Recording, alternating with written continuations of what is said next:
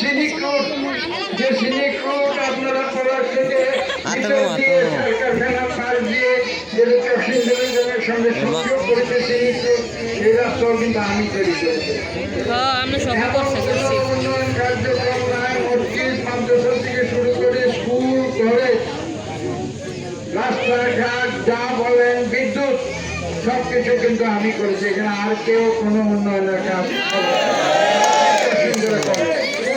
কাজে সেই কথা মনে রেখে আগামীতে আমাদের সময় নিয়ে আছে 12 তারিখ সমাগত, আর মাত্র কয়েকদিন বাকি আছে। আপনারা সবাইকে একটি কথা বলবেন যে 12 তারিখে সকালে ঘুম থেকে উঠে যার যার ভোট কেন্দ্রে গিয়ে দামি শেষে ভোট দিতে হবে। আমি এই বক্তব্য রেখে আজকের মতো বিদায় নিচ্ছি।